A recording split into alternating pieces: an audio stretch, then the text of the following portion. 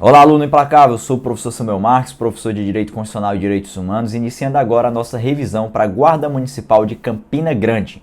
A gente vai analisar, por meio de questões, todo o nosso conteúdo programático, tanto de Direito Constitucional como de Direitos Humanos. Mas antes da gente analisar tais questões, é importante a gente analisar o conteúdo programático indicado pelo edital da Guarda Municipal de Campina Grande. Lá nós encontramos Direito Constitucional, algumas matérias, e Direitos Humanos, outras matérias. Mas é interessante visualizar que dentro dos direitos humanos o que nós encontramos são nada mais nada menos do que os direitos fundamentais previstos dentro do artigo da nossa Constituição Federal, do artigo 5º ao artigo 16. É importante verificar isso para você entender o seguinte: sempre que eu falo em direito fundamental, eu estou me referindo a um direito humano, mas um direito humano dentro do texto da Constituição. É por isso que dentro do conteúdo de direitos humanos eles colocaram o direito constitucional puro, mas aquela parte que se refere aos direitos fundamentais, que são direitos humanos dentro do texto da nossa Constituição, beleza? É por isso que você vai entender dessa maneira e não vai causar nenhuma estranheza a você a partir dessa concepção aí que eu acabei de trazer para vocês. Bom, pessoal, antes da gente iniciar lá a nossa revisão de questões, só deixar aqui para você à sua disposição o meu Instagram, @profsamuelmarques. Caso você tenha alguma dúvida, pode mandar mensagem lá no direct, que eu terei o maior prazer de tirar essa sua dúvida sobre o nosso conteúdo programático, tá bom? Bom, passando em frente, vamos lá para a nossa primeira questão sobre princípios fundamentais, o primeiro tópico lá do direito constitucional. O fundamento do Estado Democrático de Direito, previsto no artigo 1º da nossa Constituição Federal, que torna o cidadão titular de direitos e o qualifica como participante da vida do Estado, é qual? É o seguinte, pessoal. Lá no artigo 1º da Constituição, nós encontramos os chamados Fundamentos da República Federativa do Brasil. O famoso SOCIDVAPLU. Você já deve ter ouvido falar dessa abreviação, desse método mnemônico de lembrarmos sobre o artigo 1º. SO de soberania, CI de cidadania, DI de dignidade da pessoa humana, VA de valor social do trabalho e da livre iniciativa e PLU de pluralismo político. É isso que determina o artigo 1º da Constituição quando trata dos fundamentos da República Federativa do Brasil. E aquele fundamento que torna o indivíduo titular de direitos e o qualifica como participante da vida do Estado, é chamado de cidadania. É importante determinar esse termo, tá bom? Sempre que a gente fala do termo cidadania, estamos nos referindo à condição do indivíduo em que ele pode exercer, pessoal, os chamados direitos políticos. Cidadania é a condição necessária para o exercício dos direitos políticos. Colocar aqui para vocês. Esse é um ponto importante. E é por isso que você deve ter cuidado e não confundir a cidadania com outro termo interessante chamado de nacionalidade. A nacionalidade é o vínculo jurídico que nós temos com o nosso país. A cidadania é a condição que faz com que nós possamos exercer direitos políticos. E o que são direitos políticos? Cai no seu conteúdo programático também. Direito político é o direito de votar e de ser votado, tá bom? É essa a condição que você deve entender. Então, o princípio, o fundamento da República Federativa do Brasil, que coaduna aí com o artigo 1º da nossa Constituição Federal, que torna o cidadão titular dos direitos e qualifica como participante da vida do Estado, é a cidadania, de acordo com o artigo 1º, inciso 3 da nossa Constituição Federal, tá bom? Artigo 1º, inciso 3 da nossa Constituição Federal. Um ponto relevante, aproveitando que estamos falando aqui sobre fundamentos da República Federativa do Brasil, é lembrar que existem outros tipos de princípios fundamentais. O artigo 1º ao artigo 4º, que trata do título 1 da nossa Constituição, os chamados princípios fundamentais, eles estabelecem, esses artigos, diferentes naturezas de princípios fundamentais, e é por isso que eu quero lembrar aqui com vocês, tá bom? Então, vamos lá fazer a nossa revisão implacável e lembrar sobre os chamados princípios fundamentais. É muito importante que você verifique, de acordo com o endereço constitucional, a diferente natureza jurídica desses princípios fundamentais. Nós temos lá no artigo 1º ao artigo 4º alguns princípios fundamentais, não é? Artigo 1º, nós vamos encontrar os chamados fundamentos da República Federativa do Brasil. Estes que a gente acabou de analisar aqui nessa primeira questão. Fundamentos da República Federativa do Brasil. No artigo 2º, nós encontramos os princípios relacionados à chamada separação dos poderes. Separação dos poderes. Separação dos poderes. Lá no artigo 3º da nossa Constituição Federal, nós vamos encontrar os chamados Objetivos da República Federativa do Brasil. Serão os Objetivos da República Federativa do Brasil. E lá no nosso artigo 4º nós encontraremos os princípios das relações internacionais. Relações internacionais. Por que é importante você saber se encontrar dentro dos princípios fundamentais? O importante, pessoal, é porque existem questões de provas de concurso público que costumam perguntar em específico sobre aquele tipo de princípio. Então, se pedir para você assinar lá numa questão o que indicaria um objetivo da República Federativa do Brasil. Se eu estou falando de objetivo, eu devo observar diretamente o artigo 3º da Constituição Federal. Se eu estou falando de princípio das relações internacionais, feche os olhos e lembra do artigo 4º da Constituição Federal. Se é fundamento, é o artigo 1º.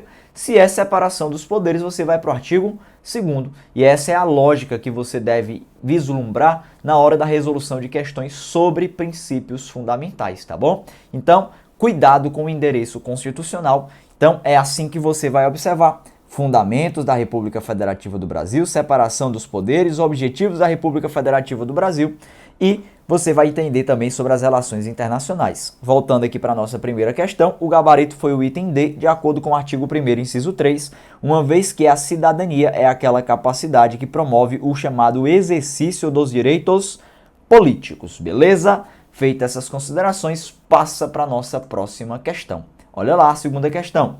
A teor da Constituição brasileira vigente, o exercício da liberdade de reunião em locais abertos ao público, como é que pode ser exercido? Pessoal, esse é um tema sempre muito cobrado em prova, principalmente em concursos para a Guarda Municipal. E esse tema você encontra lá no artigo 5º, inciso 16.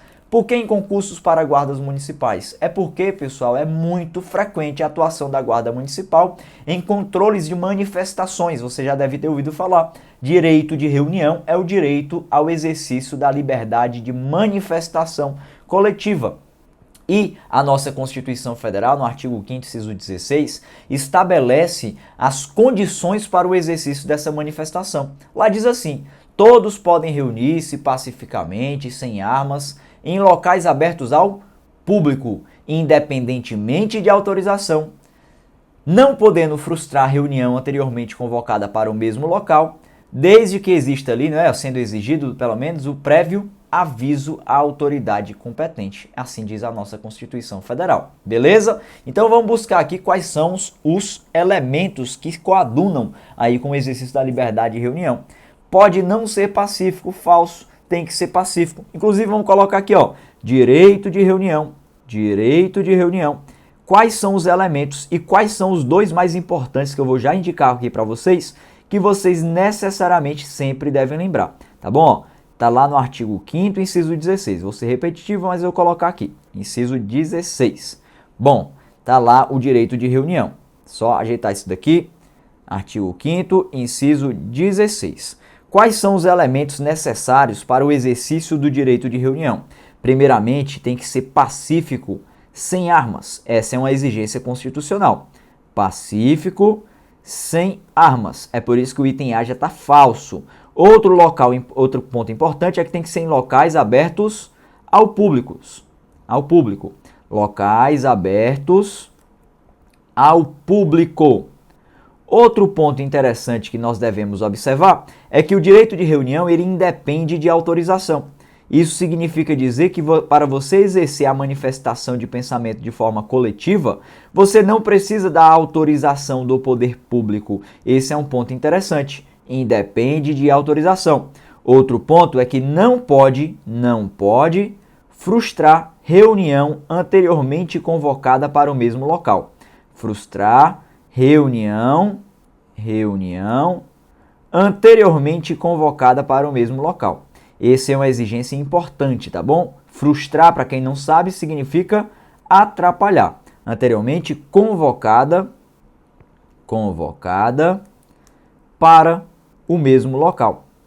E o último ponto, e não menos importante, tá bom? É necessário que haja o chamado prévio aviso à autoridade competente. Prévio aviso à autoridade competente. Esses são os elementos que vocês sempre devem lembrar sobre o chamado direito de reunião. E eu vou dar ênfase a dois aqui porque eles são sempre os mais cobrados. Primeiramente, independe de autorização. Você não precisa da autorização do poder público para exercer o direito de reunião. E o segundo ponto é que precisa do prévio aviso. E o que eu queria que vocês tomassem cuidado é não confundir, por favor, a autorização com prévio aviso. Qual é a diferença? Simples, pessoal. A autorização é uma pergunta, é um questionamento. Você pergunta, posso exercer a manifestação? Se disserem que não, você não poderia. Mas esse não é o caso para nós. Independe de autorização. Mas você precisa avisar. E para avisar, você não pergunta nada, você afirma. Você vai dizer, olha, autoridade competente, eu vou exercer manifestação de pensamento de forma coletiva lá naquela praça X. Aí tudo bem, você já fez o aviso, não precisou da autorização. Então não confunda esses dois pontos, por favor, porque eles são sempre os mais cobrados em prova. Independe de autorização, só precisa do prévio aviso. É assim que você vai compreender. A autoridade competente, esse prévio aviso deve ser realizado, não é? E quem é a autoridade competente? Eu digo para você, qualquer autoridade pública, qualquer servidor público, um guarda municipal, que você daqui a pouco será, você será a autoridade competente para receber o prévio aviso de uma manifestação de pensamento de forma coletiva chamada de direito de reunião, tá bom? Então essa é a compreensão que você deve ter. Voltando para cá, falso item A.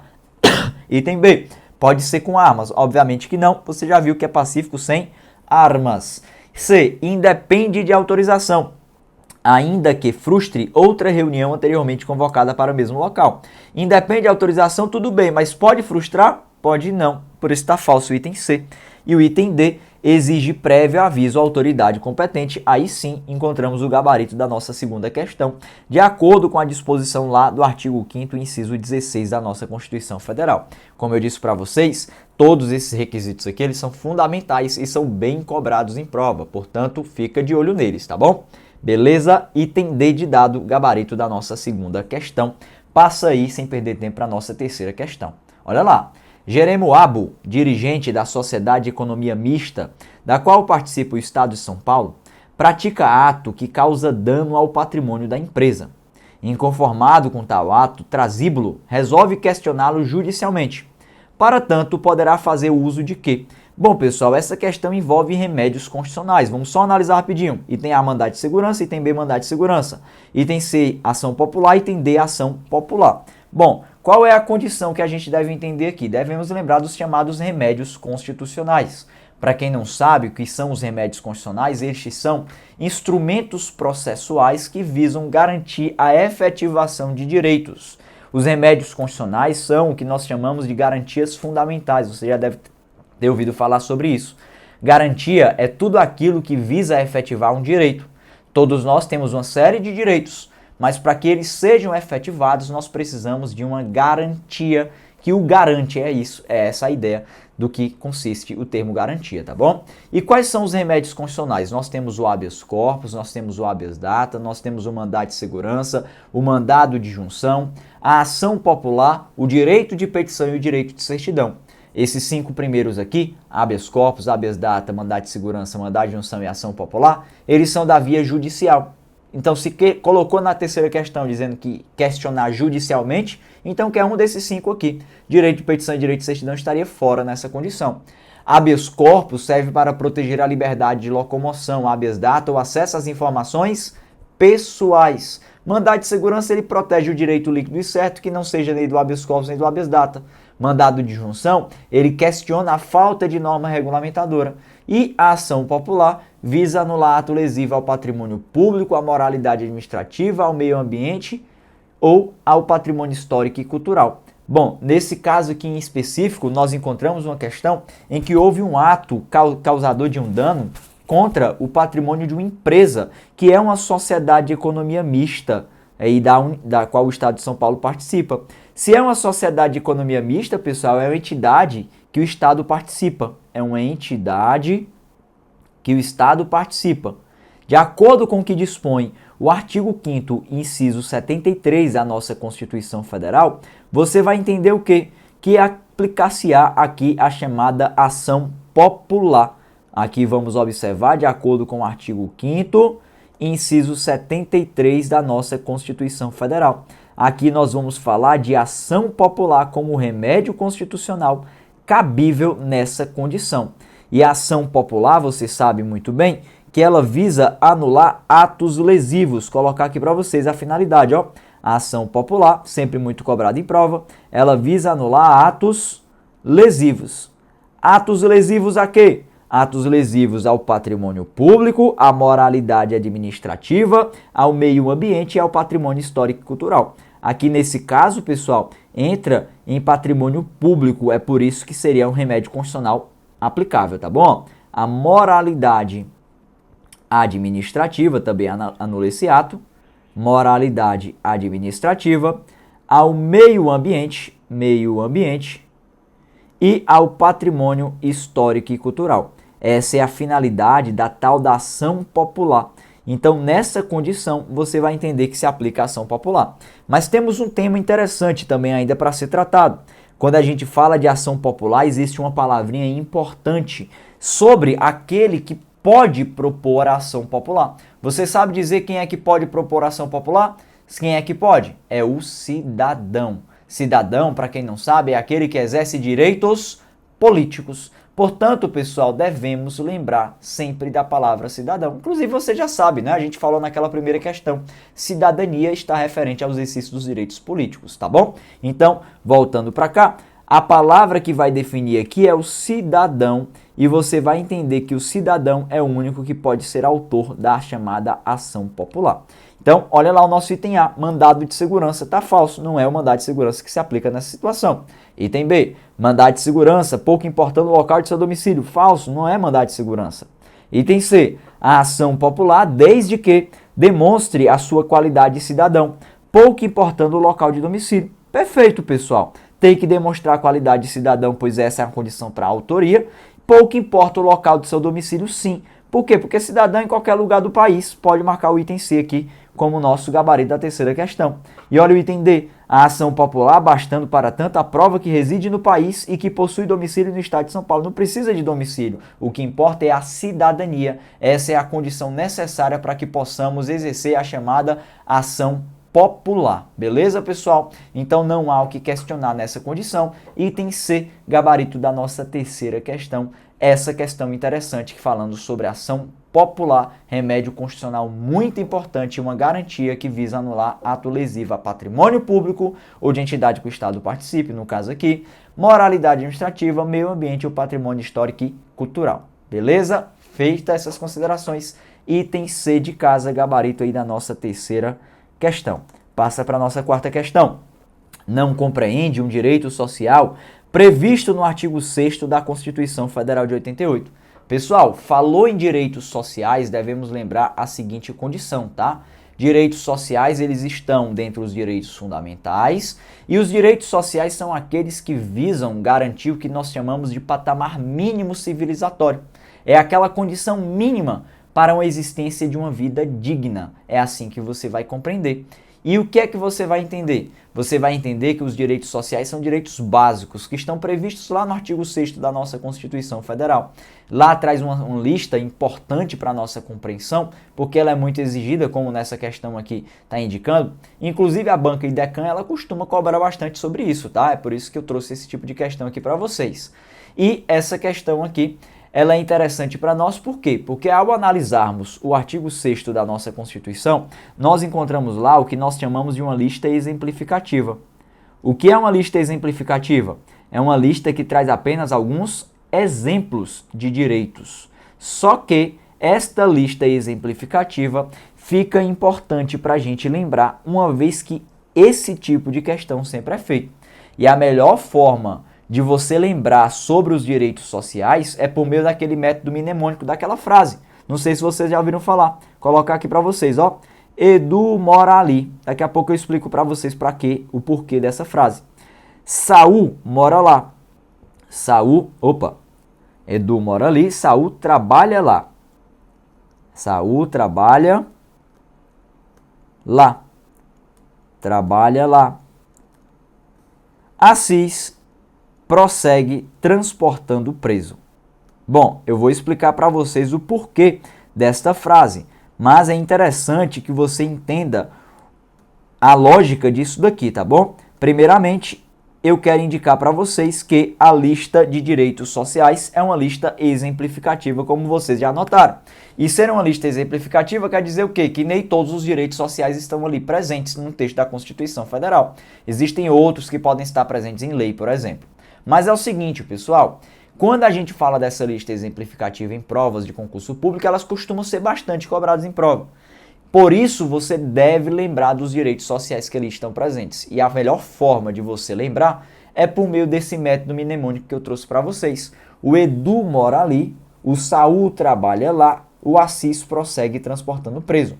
Para que você possa entender é o seguinte: Edu de educação, mora de moradia, Ali de alimentação, Saúl de saúde, trabalha de trabalho, LA de lazer, Assis de assistência aos desamparados, Pro de proteção à maternidade e à infância, Seg de segurança, transportando de transporte e preso de previdência social. Assim você vai entender sobre todos os direitos previstos no artigo 6º da nossa Constituição Federal. Aqui nós temos uma lista que determina todos os direitos sociais do artigo 6º da Constituição.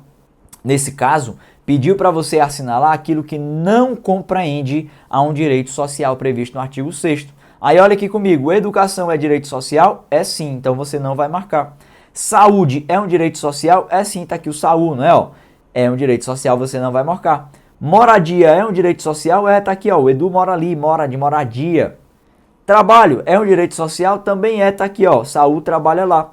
E vida é um direito social? É não, pessoal. Ah, professor, mas vida é um direito tão básico, por que não é um direito social? Meu amigo, é o seguinte, você vai entender que direito social é aquele que está previsto no artigo 6º da Constituição. Se tiver previsto em outro artigo, tá? Ali do artigo 5º ou então no artigo 13 ao 16, 12 ao 16, você vai dizer que não é direito social. Até porque direitos sociais é tudo aquilo que está do artigo 6º ao artigo 11, tá bom? Direito à vida você encontra lá no caput do artigo 5º da Constituição Federal. Portanto, esse é o item que nós devemos assinalar como gabarito da nossa questão, uma vez que não compreende a um direito social. Beleza? Tranquilo? Bom, voltando para cá então, item E é o gabarito aí da nossa quarta questão. Passa para a nossa quinta questão, por favor. Olha lá. E quinta questão. São cargos privativos de brasileiros natos, exceto. Pessoal, sempre que ele pede o exceto ao final, o que é que ele está querendo? Está querendo que você marque o que é incorreto, não é isso? E o que é que está incorreto nessa condição? Vamos lembrar, vamos entender essa disposição, tá bom? Vem aqui comigo, por favor. Bom, pessoal, são cargos privativos de brasileiro nato, exceto. Quando a gente fala desse assunto, nós devemos observar o que dispõe o artigo 12, parágrafo 3º da nossa Constituição Federal. Fala lá sobre os cargos privativos de brasileiros natos. De brasileiros natos. Quais são os cargos privativos de brasileiros natos? Eu vou logo dizer para vocês, até anotar logo aqui, aproveitar que estou nessa tela, dizer para vocês que essa lista é uma lista taxativa. Só é considerado como cargo privativo de brasileiro nato aqueles previstos no texto da nossa Constituição Federal. Bom, essa lista aqui é taxativa, mas eu tenho que dizer para vocês que existem outras determinações de cargos que são privativos de brasileiros natos, uma vez que nós encontramos lá na nossa Constituição, quando a gente fala em Conselho da República, quando a gente fala, por exemplo, tá, pessoal, das condições relacionadas a ministro do Tribunal Superior Eleitoral, enfim, existem algumas condições ali que são aplicadas em decorrência dessa lista, mas é interessante visualizar que essa lista é uma lista taxativa para esses cargos que normalmente são tratados em questões de concurso público, beleza? Bom, feitas essas considerações, aí está o artigo 12, parágrafo 3º, eu quero analisar com vocês agora quais são os cargos privativos de brasileiro nato. Lá diz assim, ó, são privativos de brasileiros natos os cargos de, inciso 1, presidente e vice-presidente da República. Inciso 2, presidente da Câmara dos Deputados. Inciso 3, presidente do Senado Federal. Inciso 4, ministro do Supremo Tribunal Federal. 5, carreiras diplomáticas. 6, oficial das Forças Armadas. E 7, o ministro de Estado da Defesa. Esses são os cargos privativos de brasileiro nato. E uma grande dica para você lembrar sobre eles, até colocar aqui para vocês, é a famosa dica do mp3.com. Não sei se vocês já ouviram falar. O pessoal costuma lembrar desta maneira para assimilar melhor os cargos privativos de brasileiro nato. M de ministro do Supremo Tribunal Federal, P3 porque nós temos 3 presidentes, o presidente da República, o presidente da Câmara e o presidente do Senado Federal. O C, carreiras diplomáticas, o O de oficial das Forças Armadas e o M de ministro de Estado da Defesa, tá bom? É até importante lembrar, ó, que é só o ministro da Defesa que se encaixa nessa condição aqui do Mzinho aí final, ministro da Defesa. Beleza, sem problema algum. Feitas essas considerações, olha aqui comigo. São cargos privativos de brasileiros natos, exceto. Bom, pessoal, ele quer o incorreto. Olha o item A. Presidente da República é privativo de brasileiro nato? É, portanto você não vai marcar, porque ele pediu exceto. Item B. Presidência da Câmara dos Deputados também é privativo de brasileiro nato, pessoal, até porque você encontra aqui no P3. Presidente do Senado Federal também é privativo. E aí nos sobrou o item D, ministro do Tribunal Superior do Trabalho. Aí esse item tá falso, é por isso que você vai marcar, porque o ministro aqui, ó, ministro aqui, não é do Tribunal Superior do Trabalho nem do STJ, é ministro do Supremo Tribunal Federal, do STF. Esse que é o cargo privativo de brasileiro nato que nós devemos compreender, tá bom? Então, é muito importante que você lembre dessa lista do artigo 12, parágrafo 3º da nossa Constituição. O que não estiver ali para o nosso conteúdo programático não é cargo privativo de brasileiro nato, tá bom? Vale até lembrar que a nossa Constituição, ao falar de brasileiros natos e brasileiros naturalizados, ela diz que não há diferença entre eles, em regra. A única diferença é aquela que está prevista dentro do texto da Constituição. A lei não pode estabelecer diferenças, salvo nos casos previstos nesta Constituição, de acordo com o que determina o artigo 12, parágrafo 2º da nossa Constituição, beleza? Bom, com isso, item D na nossa quinta questão. Passa aqui comigo agora, por favor, para a nossa sexta questão. Olha lá. Nos termos do que estabelece a Constituição Federal, a soberania popular será exercida pelo sufrágio universal e pelo voto direto e secreto. Bom, isso aqui, para quem não sabe, é o que dispõe o artigo 14 da nossa Constituição Federal, quanto trata de direitos políticos. Aí olha lá o item A, facultativo para os analfabetos e maiores de 70 anos. Bom, pessoal, quando a gente trata dos direitos políticos, nós devemos lembrar, mais uma vez, que direitos políticos consistem na condição de votar e de ser votado. Para votar, existem alguns deveres, alguns direitos, algumas condições. Para ser votado, outros direitos, outras condições. Mas aqui, nessa questão em específico, pelo que eu já percebi, está perguntando sobre a quem o voto é obrigatório, a quem o voto é facultativo. E aqui eu quero tratar com vocês só para a gente lembrar, tá bom? Quando a gente fala de voto e alistamento eleitoral, vou colocar aqui para vocês, ó. Voto e alistamento eleitoral. Nós devemos buscar o que dispõe o artigo 14, parágrafo 1º da nossa Constituição Federal. O artigo 14, parágrafo 1º, fala sobre as condições do voto e alistamento eleitoral. Para quem não sabe o que é o alistamento eleitoral, vou até logo determinar para você, ó. Alistamento eleitoral é o mesmo título de eleitor. É o mesmo título de eleitor. Isso é o tal do alistamento eleitoral. Bom, o voto e o alistamento eleitoral, de acordo com a nossa Constituição Federal, eles podem ser considerados como obrigatórios, colocar aqui, ó, obrigatórios, ou eles podem ser considerados como facultativos. O que é que significa ser facultativo, professor? Significa dizer que ele é opcional, tá bom? No caso aqui, eles são opcionais. Vai depender da pessoa.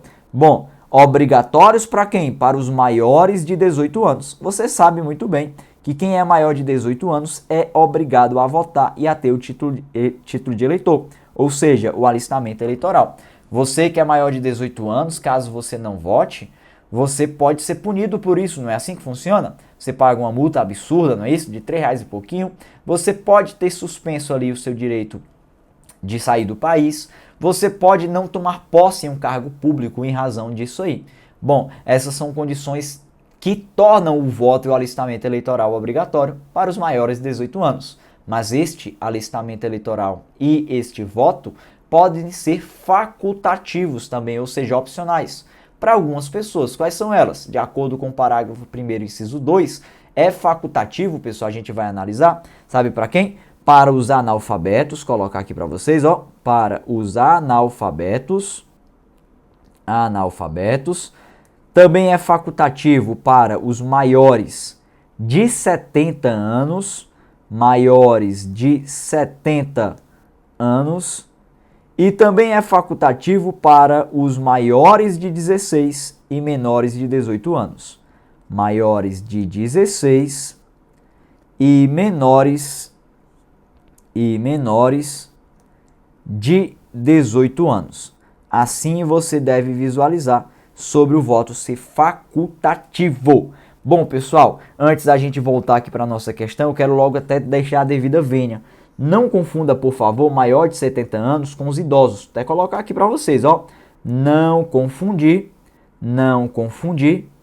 com os idosos, com idosos. Por que que você não deve confundir com idosos? Simples e importante para todos nós. Idoso, por questão de lei, é aquele que tem a idade superior a 60 anos. 60 anos, 60. Quando eu falo maior de 70 anos, eu não posso confundir com os idosos, uma vez que não é a condição de idoso que o torna o voto facultativo, e sim a condição de maior de 70 anos. Basta você lembrar que um idoso de 65 anos é obrigado a votar. De fato, é obrigado a votar. Portanto, você entende que o voto é facultativo só para maior de 70 anos, não para os idosos, tá bom? Não é a condição de idoso, e sim a condição de maior de 70 anos. Isso é um ponto importante. Beleza, com essas considerações, maior de 70 anos é facultativo, e também é facultativo para os maiores de 16 e menores de 18 anos, conforme a gente pode visualizar aqui nessa condição que eu trouxe para vocês. Então, olha lá o nosso item A. Facultativo para os analfabetos e maiores de 70 anos. Correto, é facultativo sim, já encontramos o nosso gabarito. Olha o item B. Obrigatório para os maiores de 16 anos. Falso, maior de 18 anos é que torna obrigatório, que é facultativo. Item C. Obrigatório para todos, inclusive para os analfabetos. Falso, falso não é para todos, nem mesmo, muito menos para analfabeto, que é facultativo. E o item E.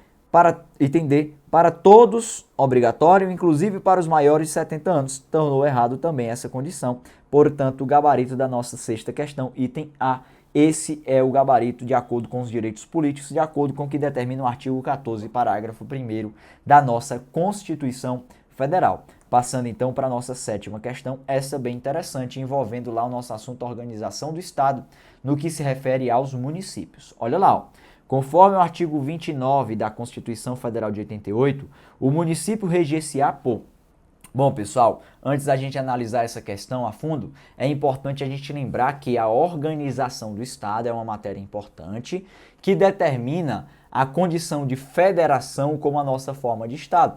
Para quem não sabe, o Brasil é uma república federativa, no sentido de que ele adota a forma de governo como república e a forma de Estado como a federação. E a federação nada mais, nada menos é do que uma descentralização política, uma divisão do poder político, em que há uma parcela de poder para cada ente federativo. Nós temos a União, nós temos os estados, o Distrito Federal e os municípios. Esses são os 4 entes federativos. Cada um deles recebe uma parcela desse poder. Isso é federação. Eu não posso dizer que no Brasil só quem manda é a União, o presidente da República. Não, não posso não. Prefeitos têm sua parcela de poder, governadores têm suas parcelas de poder, no sentido de que cada ente federativo que esses representam vai ter essa parcela de poder. É essa a ideia que a gente vai visualizar. E essa parcela de poder a gente chama de autonomia. O que cada ente da federação tem é a autonomia. E nesse caso da questão em específico, que está falando sobre município reger-se, aqui nesse caso, pessoal, nós estamos diante de uma condição interessante, que é a capacidade de auto-organização. E o que é a capacidade de auto-organização? É a capacidade que tem cada ente federativo de ter sua própria norma organizatória. No caso dos municípios, vou colocar aqui para vocês, no caso dos municípios, você vai entender que a norma organizatória, de acordo com o que dispõe o artigo 29 da nossa Constituição Federal, não é uma Constituição municipal. Pelo amor de Deus, não vai dizer que é a Constituição municipal, não. A norma organizatória vai ser o que nós chamamos de lei orgânica. Cada município vai ter sua própria lei orgânica. Essa é a norma organizatória dos municípios, tá bom? Quando a gente observa para os outros entes federativos, para a União, nós temos a Constituição Federal, esta que nós estudamos. para os estados, têm suas respectivas constituições estaduais. Mas quando eu falo em municípios e Distrito Federal, nós estamos diante de uma lei orgânica como a norma fundamental para reger estes entes federativos, tá bom? E a lei orgânica está lá no artigo 29 da nossa Constituição Federal. E, inclusive, vale a pena a gente até reforçar como é que se aprova uma lei orgânica. E isso pode ser cobrado em prova? Pode, pessoal. O artigo 29 da nossa Constituição, quando trata sobre os municípios, ele fala especificamente sobre a forma de aprovação de uma lei orgânica. E eu quero colocar aqui para vocês para trazer uma dica, tá? Você vai lembrar da dica do DDD. DDD.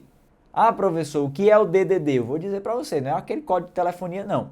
DDD é a forma que você vai lembrar facilmente sobre a composição, a formalidade de criação de uma lei orgânica, tá bom? Então vem aqui comigo, por favor, para a gente analisar esse tal do DDD. A lei orgânica, ela é formada, ela é criada por meio da chamada dica do DDD. Bom, DDD, só para que você possa entender, é referente aos procedimentos de criação. Primeiro D envolve 2 turnos. Para ser aprovada uma lei orgânica, deve ser em 2 turnos de votação. Deve ter 2 rodadas de votação na respectiva Câmara Municipal. Para ser aprovada uma lei orgânica, tem que ter entre esses 2 turnos 10 dias, colocar aqui, ó, 10 dias de interstício mínimo. O que é que significa a palavra interstício? Interstício é a distância de tempo entre os turnos ali a serem aplicados, 10 dias de interstício mínimo. E por último, pessoal, tem que ser aprovado por 2/3 dos votos. 2/3 dos votos.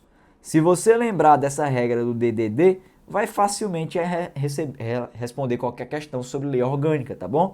2 turnos, 10 dias de interstício mínimo, 2/3 dos votos. Esse é o procedimento para as leis orgânicas. Por isso, você vai marcar o item C como gabarito da nossa 7ª questão. Aí nós estamos diante de uma questão interessante que envolve o que nós chamamos de organização do Estado. E no caso do nosso conteúdo programático em específico, que você já deve ter visto, só cai do artigo 29 ao 31. É só quanto àquilo que nos referimos aos municípios, tá bom? Esse é um ponto fundamental, sempre muito cobrado em prova. Lei orgânica é o nome da norma organizatória dos municípios, beleza? Bom, feitas essas considerações, item C de casa, gabarito da nossa 7ª questão. Passa comigo, por favor, para a nossa 8ª questão. Essa 8ª questão envolve o assunto relacionado à administração pública. Um tema muito importante. Olha lá, ó. A estabilidade é um direito dos servidores públicos garantido na Constituição Federal. O objetivo é evitar que sejam demitidos sempre que um novo governante é eleito, protegê-los de represálias e, em casos que afetem interesses, e garantir que a máquina do Estado funcione de maneira constante. Os servidores que já adquiriram a estabilidade, vamos analisar o que é que pode acontecer. Mas só para a gente entender, pessoal, a estabilidade é uma garantia muito importante para o serviço público, né? O servidor público estável, inclusive você estuda para concurso público aqui na Implacável Concursos, muitas vezes não é nem para garantir aquela remuneração, que nem sempre ela é tão desejada assim em específico, mas o que mais importa para a maioria dos concurseiros é a tal da estabilidade. É você saber que tem uma garantia maior de permanência naquele cargo. A estabilidade é uma garantia em relação à perda do cargo. Para garantir essa estabilidade, nós precisamos de quê, pessoal? De pelo menos 3 anos de atividade, não é isso? Eu falo pelo menos por quê? Porque é necessário que haja uma avaliação periódica de desempenho quanto a esses 3 anos, e é necessário que haja ali um ato final para a garantia dessa estabilidade. Então, 3 anos de serviço é o necessário.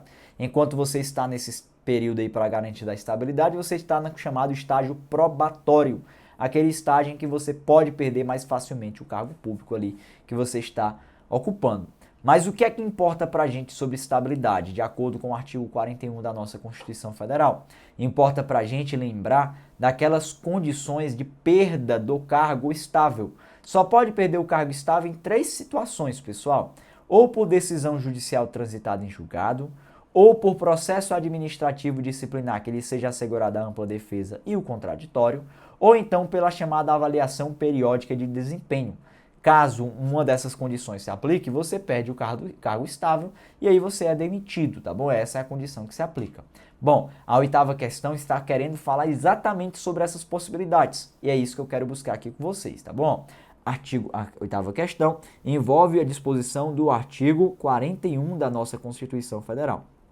Do artigo 41. Olha lá o item A. Podem perder o cargo em virtude de sentença judicial transitada em julgado. Olha, transitada em julgado é quando não cabe mais recursos, tá bom? Então tá correto sim aqui, de acordo com aquela disposição do artigo 41, inciso 1. Essa é uma possibilidade de perda do cargo estável. Pode marcar o item A já como nosso gabarito. Olha o item B. Podem perder o cargo em virtude de sentença judicial em primeira instância, dependendo da gravidade da infração cometida. Pessoal, vem aqui comigo, tá? Tem que ser decisão judicial transitada em julgado, como já falou o item A. Trânsito em julgado é quando não cabe mais recurso sobre aquela decisão judicial. Portanto, o item A já foi o nosso gabarito e, obviamente, se falou em primeira instância, quer dizer que cabe recurso para segunda instância? Falso, porque não transitou em julgado nessa situação. Beleza? Item B tá falso. Item C. Podem perder o cargo mediante processo administrativo com ou sem a apresentação da defesa.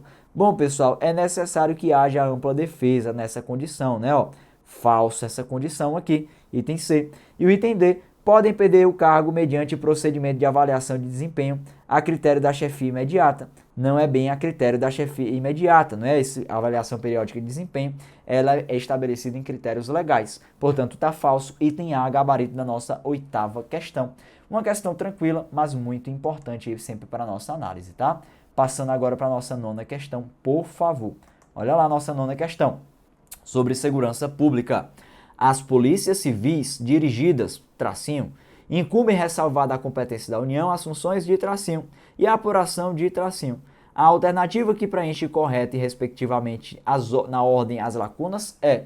Bom, pessoal, falou em polícia civil, nós estamos falando aqui da disposição do artigo 144, parágrafo 4º.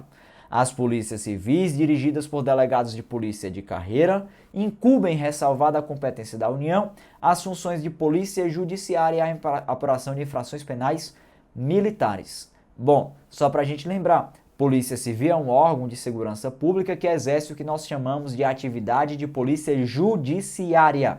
O que é a atividade de polícia judiciária? É aquela atuação na repressão de delitos, na investigação de delitos. E a Polícia Civil, ela exerce a polícia judiciária, mas ressalvada a competência da União, no sentido de que ela só pode exercer essa atividade de polícia judiciária se não for da competência da Polícia Federal. É tanto que a gente sabe muito bem que a Polícia Civil é um órgão de competência residual ou subsidiária. O que é que significa dizer? Resíduo, lembra pra gente, resto. Então, Polícia Civil é um órgão que pega o resto do que não for da Polícia Federal. Beleza? E apura as infrações penais, exceto as militares. Assim você deve lembrar, tá bom? Exceto as militares. Bom, feitas essas considerações, vamos aqui para a nossa questão, por favor. Lá diz assim, pessoal, item A. Por delegados de polícia de carreira, beleza, estarei correto. Polícia judiciária, funções de polícia judiciária. E a apuração de infrações penais, exceto as militares. Já encontramos o nosso gabarito aí no item A, de acordo com o que dispõe o artigo 144, parágrafo 4º da nossa Constituição Federal. Item B. Por delegados de polícia. Olha, tem que ser de carreira, né? Já deixou errado, já deixou incompleto. Polícia judiciária, beleza. Infrações penais, inclusive as militares, está falso. Item C. Pelos governadores de estado, falso, falso, falso. Polícia judiciária, beleza. Infrações civis e penais, exceto as militares, falso. Infração civil não é da Polícia Civil, né? Obviamente. Item D. Por policiais civis, falsas tem que ser delegado de polícia de carreira. Polícia ostensiva, falso, é polícia judiciária. Infrações penais, exceto as militares, aí estaria correto. De fato, então, o gabarito da nossa nona questão é o item A. Muito importante, pessoal, é o assunto segurança pública na Constituição Federal para quem faz concurso público para a Guarda Municipal, tá? Toda atividade de segurança pública, isso é bem cobrado em prova. E é até interessante aqui para nós lembrarmos da forma de atuação da Guarda Municipal perante segurança pública. Uma pergunta que é sempre muito frequente lá no meu direct. Inclusive, para você que ainda não anotou meu Instagram, vou até deixar à sua disposição mais uma vez, tá? Caso tenha alguma dúvida, pode mandar lá a mensagem. É Prof. Samuel Marques. Você pode mandar lá a mensagem no meu Instagram que eu costumo responder sempre tais questionamentos, beleza? Bom, mas Samuel Marques, deixa eu ajeitar isso aqui porque ficou feio, aí não vai dar certo para você anotar. Samuel Marques. Beleza. Bom, então existe uma dúvida que é muito frequente lá no meu Instagram, que o pessoal pergunta muito, é sobre a Guarda Municipal. Principalmente você que é aluno Implacável. A Implacável é a maior referência nacional em concursos públicos para a Guarda Municipal. Então nós temos muitos guardas municipais estudando aqui, futuros guardas municipais. E o que é que acontece, pessoal? As pessoas perguntam, olha, a Guarda Municipal é órgão de segurança pública? Eu digo logo para você que não é. Toma cuidado quanto a isso. Para ser órgão de segurança pública, tem que estar na lista do inciso 1 ao inciso 6 do artigo 144 da Constituição. É somente Polícia Federal, Polícia Rodoviária Federal, Polícia Ferroviária Federal, Polícias Civis, Polícias Militares e Corpos de Bombeiros Militares e Polícias Penais da União, dos Estados e do Distrito Federal. Não há nenhum outro órgão de segurança pública além destes previstos na lista do artigo 144. Ah, professor, mas Guarda Municipal está lá no artigo 144. Tá lá no parágrafo 8º do artigo 144. Mas não quer dizer que ela é órgão de segurança pública. A Guarda Municipal tem por natureza a ideia de ser um órgão auxiliar de segurança pública. Exerce atividade de segurança pública, mas não é um órgão de segurança pública, só auxilia. É essa a compreensão constitucional sobre a Guarda Municipal. E se você observar bem, a Constituição, quando fala lá do parágrafo 8º do artigo 144, diz assim, ó, os municípios poderão constituir guardas municipais, destinados à proteção de seus bens, serviços e instalações, conforme dispuser a lei. O que é que acontece? Os municípios poderão, quer dizer logo que a Guarda Municipal não é de criação obrigatória, sua criação é facultativa. O município cria se quiser e se puder. Essa é uma condição interessante. Municípios poderão. Segundo ponto importante, pessoal, é a atuação da Guarda Municipal. Pela Constituição, é somente de proteger bem, serviço e instalação público do município. Tá bom? Segundo a Constituição, só isso, proteger bem, serviço e instalação. Agora, segundo a lei, que vocês estudam muito bem aqui com o professor Elias, legislação da Guarda Municipal, o Estatuto Geral das Guardas Municipais, você deve entender o seguinte, lá na lei diz que ela pode exercer outras atividades, inclusive a atividade de polícia ostensiva. Mas isso está na lei, não na Constituição. Então tenta focar ao que se pede, tá bom? Se pede Constituição Federal, se a sua prova é de direito constitucional, você vai lembrar. Guarda Municipal não é órgão de segurança pública, e Guarda Municipal é um órgão auxiliar, e Guarda Municipal não é de criação obrigatória. A sua criação ela é facultativa. Quando a gente fala de segurança pública, nós estamos diante de um dever do Estado. Se a Guarda Municipal não é um dever, é uma faculdade, então ela não pode ser considerada como tal. É essa a visão que você deve ter, beleza? Portanto, voltando aqui para a nossa questão, item A da nossa 9ª questão é o que trata aí sobre as polícias civis, pode marcar já como nosso gabarito. E aqui para a nossa 10ª e última questão, vamos lá, por favor. Não integra os direitos e garantias previstos no artigo 5º da Constituição Federal de 88. Bom, pessoal, eu trouxe essa questão porque ela trata de um assunto interessante, cobrado lá no conteúdo de direitos humanos. Lá falou sobre os princípios penais do direito constitucional, no direito constitucional. São princípios importantes que nós encontramos na Constituição que envolve a aplicação prática da lei penal. Primeiro ponto lá que a gente encontra, pessoal, é no artigo 5º, inciso 39, que fala que não há crime sem lei anterior que defina, nem pena sem prévia combinação legal. Inclusive, para aqueles que já estudaram direito penal, sabe que essa disposição está lá no artigo 1º do Código Penal. Segundo ponto é que diz que a lei penal não retroagirá, salvo para beneficiar o réu. Beleza, caso de beneficiar o réu. Outro ponto importante, pessoal, é sobre as penas. Nós temos penas permitidas, penas proibidas. Tudo isso é aspecto penal do direito constitucional. Tudo isso é sempre muito bem cobrado e imagine na sua prova que lá no seu edital de direitos humanos já colocou lá princípios processuais penais no direito constitucional. Bom, então você vai analisar esses pontos aqui, tá bom? Mas volta aqui comigo para a gente analisar. Olha lá, ó. Item A. Tá pedindo para você marcar o que não integra, né? Não há crime sem lei anterior que defina. Tá correto aqui. Isso aqui é a disposição que nós encontramos no artigo 5º, inciso 39. Portanto, você não vai marcar, uma vez que não há crime sem lei anterior que defina, nem pena sem prévia combinação legal, de acordo com o inciso 39. Item B. A lei penal não retroagirá em hipótese alguma. Aí tornou errado. Cuidado sempre quando eles generalizarem, tá? Essas palavras sempre, em hipótese alguma, de forma alguma, são sempre palavras que você deve acender ali seu indicador de alerta para que você não se confunda em pegadinhas em concurso público. É muito comum deles fazerem isso, tá, pessoal? Colocarem sempre, nenhuma, generalizar. Não estou dizendo que sempre que generalizar você vai marcar que está errado, não. Toma cuidado, porque tem gente que pensa assim, olha, generalizou, errou. Não tem nada a ver. Existem situações que dá para generalizar. Mas na maioria das vezes, por uma questão de estratégia de prova, quando coloca generalizado é porque pode indicar uma pegadinha. Então, sempre que generalizar na sua questão, você já levanta as orelhas, né? Igual cachorrinho. Levanta as orelhas e fica em atenção. Porque pode ser que aquele item ali esteja incorreto. Pode ser. Não vá pensar, o professor disse que está sempre incorreto. Não estou dizendo isso não. Pode ser que esteja incorreto, tá bom? Nessa questão aqui, vai entrar nessa regra de que pode ser e nesse caso está incorreto.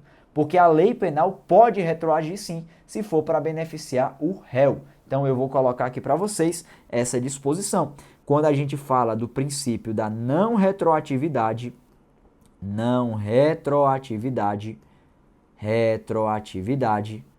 da norma penal. O que é que significa não retroatividade da norma penal? Retroagir, pessoal, significa voltar atrás, voltar ao passado.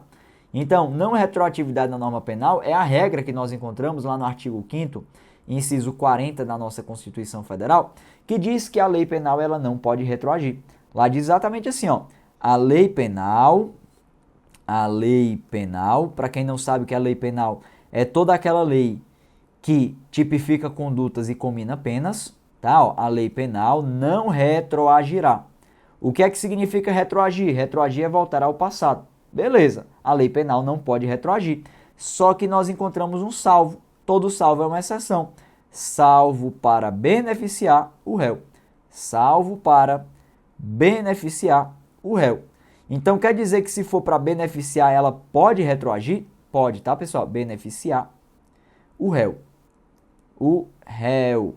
Beleza. Quer dizer que se for para beneficiar, pode retroagir. Então tornou errado esse item B, pode marcar já como gabarito dessa nossa questão. Então é essa a lógica que você vai entender. Bom, então, artigo 5º, inciso 40, princípio da não retroatividade da norma penal. E olha lá o nosso item C. Não apenas sem prévia combinação legal. Correto, pessoal. Aí está de acordo com o inciso 40 do nosso artigo 5º, inciso 39. E o item D, não haverá pena de trabalhos forçados. Correto também. Quando a gente fala sobre as penas proibidas, devemos observar o que dispõe o artigo 5º, inciso 47 da nossa Constituição Federal. Só para a gente lembrar, as penas possíveis estão no inciso 46, as penas proibidas no inciso 47. O que é que significam essas penas, pessoal? Penas proibidas e permitidas está se referindo àquilo que pode ser aplicado e o que não pode ser aplicado. As penas permitidas são quais? A de privação ou suspensão da liberdade, a de perda de bens, a pena de multa, a pena de restrição de direitos e a pena de prestação alternativa, tá bom? Prestação social alternativa, essas são as penas possíveis.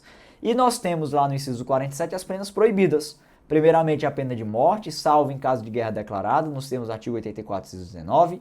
Nós temos a pena de caráter perpétuo, a pena de trabalhos forçados, de acordo aqui com o item D. Também temos a pena de banimento como proibida e, por último, como proibida, a pena chamada de cruel. Bom, essas são as penas proibidas, é por isso que o item D está correto e você não deve marcar, já que nessa questão aqui falou do que não integra os direitos e garantias fundamentais. Portanto, item B de bola, gabarito da nossa 10ª questão. E antes da gente encerrar, quero deixar para você mais uma vez à sua disposição o meu Instagram, @profsamuelmarques. Quero fazer um pedido para você também, tá? Você que nos assistiu até agora, deixa seu like aí no nosso vídeo, comenta, deixa aí embaixo uma mensagem aí de comentário positivo para que a Implacável Concursos continue com esses projetos gratuitos para vocês. E siga também, por favor, a Implacável Concursos nas redes sociais e aqui no nosso canal. Clica em inscrever-se, ativa o sininho das notificações, pois você vai ser sempre notificado quando tivermos uma aula gratuita aqui para vocês, nessa qualidade sempre, tá bom? Quero dizer que foi um prazer estar aqui com vocês e conte sempre conosco aqui na Implacável Concursos. a maior referência nacional em concursos para guarda municipal, e eu tenho o maior orgulho de fazer parte dessa equipe, beleza? A gente se encontra por aí, um forte abraço e até mais.